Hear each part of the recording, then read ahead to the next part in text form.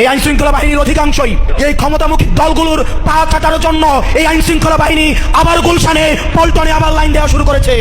প্রত্যেকটি পাড়া মহল্লায় অলিতে গলিতে ছোট ছোট ব্যবসায়ী, ভ্যানওয়ালা, চা দোকানদার থেকে শুরু করে আমাদের যত বড় ব্যবসায়ী আছে তাদের নাবিশ্বাস হয়ে গিয়েছে এই চাঁদাবাজ এবং দুর্নীতিবাজদের কারণে।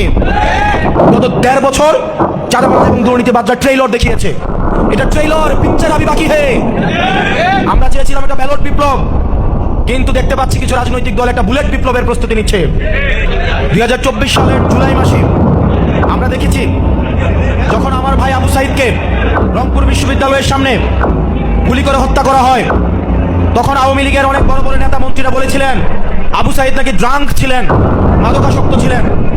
ঠিক একই কাঁধায়, একইভাবে, একই স্বরে, একই ভঙ্গিতে আমরা দেখতে পাচ্ছি আমার ভাই হাদিকে বিএনপির এক নেত্রী বলছেন হাদি নাকি গিনিপিগ, হাদি নাকি তেলাপোকার মতো। এই ফেসিস্টদের যে তারস্বর, ফেসিস্টদের যে অবয়ব, ফেসিস্টদের যে চরিত্র, এই চরিত্র সেটা নীলুফাদের প্রকাশ, ভাবভঙ্গি, বিএনপির এই নেত্রীদের ভাবভঙ্গিতে এখন ফুটে উঠছে। হাদি নাকি গিনিপিগ, হাদি ভাই নাকি তেলাপোকা।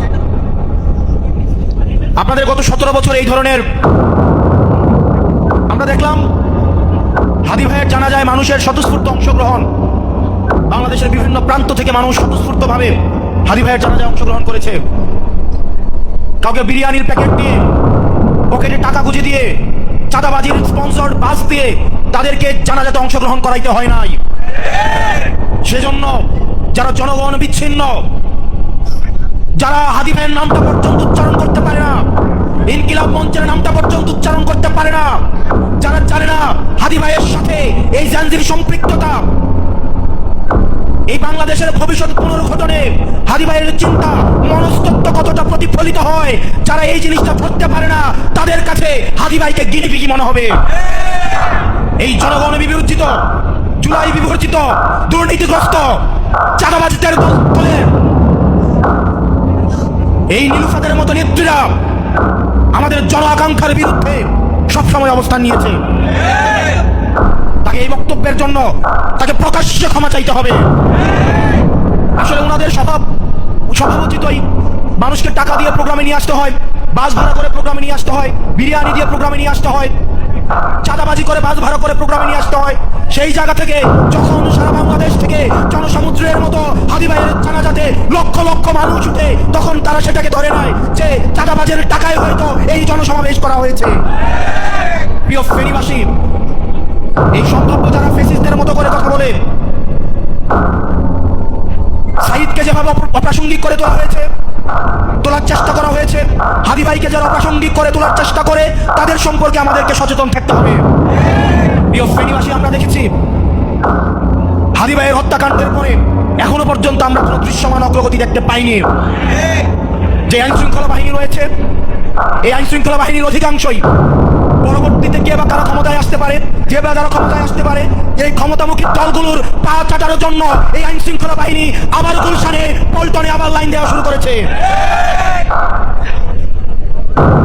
এই হাদি ভাইয়ের হত্যাকাণ্ডের সাথে যারা জড়িত, যারা অর্থদাতা, যারা বিদেশে বসে সেটির পরিকল্পনা করেছে, তাদেরকে অতি বিলম্বে তাদেরকে গ্রেফতার করতে হবে। প্রিয় ফেনীবাসী, আগামী যে আমাদের দীর্ঘদিনের আকাঙ্ক্ষিত যে নির্বাচন, সেই নির্বাচনকে সামনে রেখে আমরা দেখতে পাচ্ছি বিভিন্নভাবে ষড়যন্ত্র করা হচ্ছে। ভারতে বসে ষড়যন্ত্র করা হচ্ছে, ষড়যন্ত্রের জাল বিস্তার করা হচ্ছে। নির্বাচনে একটা গুরুত্বপূর্ণ আম্পায়ারের ভূমিকা রাখে প্রশাসন এবং পুলিশ, কিন্তু আমরা দেখেছি গত 3টা নির্বাচনে এই প্রশাসন এবং পুলিশ তারা আম্পায়ার না হয়ে, রেফারি না হয়ে তারা নিজেরাই খেলোয়াড়ের ভূমিকায় অবতীর্ণ হয়েছিল, যেটির খেসারত আমাদের জাতিকে দিতে হয়েছে এবং আগামীতেও দিতে হবে। পুলিশ এবং প্রশাসন ভাইদেরকে বলবো, আপনারা বেনজির হয়েন না, আপনারা হারুন হয়েন না, আপনারা রেফারির ভূমিকা রাখবেন, আম্পায়ারের ভূমিকা রাখবেন, আপনারা নিজেরা খেলোয়াড় হইতে আসেন না। তাহলে জুলাইয়ের জনগণের যেই তীব্র বিক্ষোভ, যেই ক্ষুব্ধ হয়েছিল, সেটি আবার এটির পুনরাবৃত্তি ঘটবে। আমরা দেখেছি লটারির মাধ্যমে, একটা কন্ট্রোলড লটারির মাধ্যমে ডিসিএসপি নিয়োগ করা হয়েছে মধ্যরাতে। এই মধ্যরাতে যারা ডিসিএসপি নিয়োগ হয়েছে, আমরা তাদের আচরণকে সন্দেহজনক মনে করি। এখনই তারা একটা দলের দলদাস হিসেবে তারা মাঠে আবির্ভূত হতে যাচ্ছে। নির্বাচন কমিশনকে বলবো, এই এসপিডিসি এবং ওসি ইউনো সহ যারা এই পক্ষপাত দুষ্ট আচরণ করে এখন থেকে শুরু করেছে, তাদের বিরুদ্ধে যথাযথভাবে ব্যবস্থা নিতে হবে। এই বায়াস, এই দলের প্রতি বায়াস প্রশাসন দিয়ে, পুলিশ দিয়ে স্বচ্ছ নির্বাচন কোনোদিনও সম্ভব নয়। প্রশাসন এবং পুলিশ অবশ্যই বাংলাদেশপন্থী হতে হবে। আপনারা জুলাই আপনাদের সহকর্মীদের নিদারুণ পরিণতির কথা আপনারা ভুলে যাবেন না। আপনারা বাংলাদেশপন্থী থাকুন। আপনারা, আপনাদের কোনো দল হওয়া উচিত না। আপনারা বিএনপিরও না, জামাতেরও না, আপনারা কোনো রাজনৈতিক দলের না, এনসিপির না, আপনারা হচ্ছেন বাংলাদেশের। সুতরাং প্রশাসন এবং পুলিশকে বলবো, আপনারা নিরপেক্ষ অবস্থান বজায় রাখুন। অত্যন্ত দুর্ভাগ্যজনক বিষয় হচ্ছে, আমরা দেখতে পাচ্ছি কিছু কিছু জেলায়, কিছু কিছু জায়গায় এসপি এবং ওসিরা বিএনপির পা চাটতে চাটতে তারা ব্যস্ত হয়ে যাচ্ছে। বিএনপির প্রার্থীদের সুনজরে পড়ার জন্য তারা ব্যস্ত হয়ে যাচ্ছে। যারা এই কাজটা করবে, আপনাদের পরিণতি বেনজিরের মতো হবে, ওসি প্রদীপের মতো হবে। আমরা গুলির মুখ থেকে ফিরে আসা, আমাদেরকে ভয় দেখায় লাভ নাই। আপনারা যারা নির্বাচন ম্যানিপুলেট করার চিন্তা করছেন, নির্বাচন যদি কোনো কারণে ম্যানিপুলেট করা হয়, এই তরুণ প্রজন্ম বসে থাকবে না। প্রিয় ফেনীবাসী, আপনাদের আগামীর ভোট হোক আধিপত্যবাদের বিরুদ্ধে, আপনাদের আগামীর ভোট হোক সংস্কারের পক্ষে। আপনারা দেখতে পেয়েছেন গত 1.5 বছর কোন কোন দল সংস্কারের বিপক্ষে অবস্থান নিয়েছে। তারা জন আকাঙ্ক্ষার বিপরীতে গিয়ে না ভোটের পক্ষে অবস্থান নিয়েছে। ছাত্রদের এবং জনতাদের দীর্ঘদিনের আকাঙ্ক্ষিত যে বাংলাদেশের স্বপ্ন সংস্কারের মধ্য দিয়ে প্রতিফলিত হতে যাচ্ছিল, তারা সেটিতে বাধা দিয়েছে। প্রিয় ফেনীবাসী, আপনারা জানেন তারা চাঁদার টাকায় কাদের দল চলে।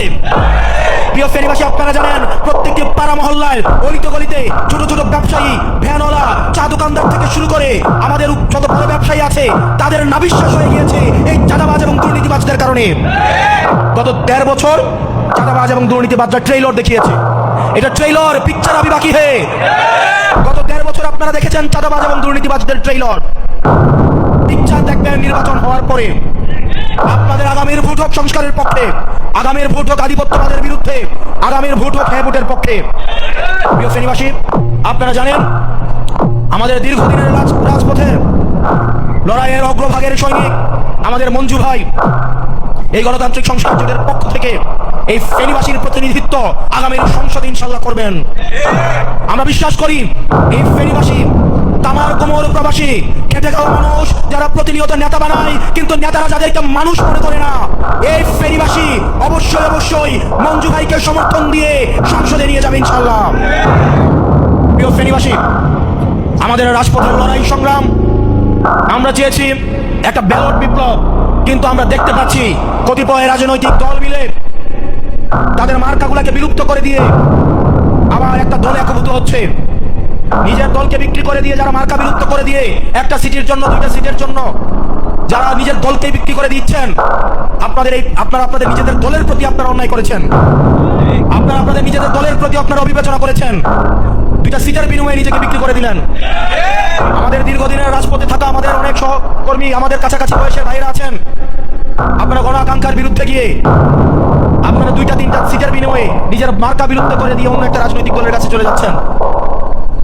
এর থেকে দুঃখজনক আর কিছুই হইতে পারে না। আমরা চেয়েছিলাম একটা ব্যালট বিপ্লব, কিন্তু দেখতে পাচ্ছি কিছু রাজনৈতিক দল একটা বুলেট বিপ্লবের প্রস্তুতি নিচ্ছে। আমাদের সবাইকে একসাথে আমাদের অন্যায়ের বিপক্ষে, ইনসাফের পক্ষে আমাদের সবাইকে লড়ে যেতে হবে। হাদি ভাই আমাদেরকে শিখিয়েছে আমরা জান দিব কিন্তু জুলাই দিব না। আমরা সবাই একসাথে ইনকিলাব ইনকিলাব, আপোষ না সংগ্রাম, দালালি না রাজপথ, দালালি না রাজপথ, ইনকিলাব ইনকিলাব।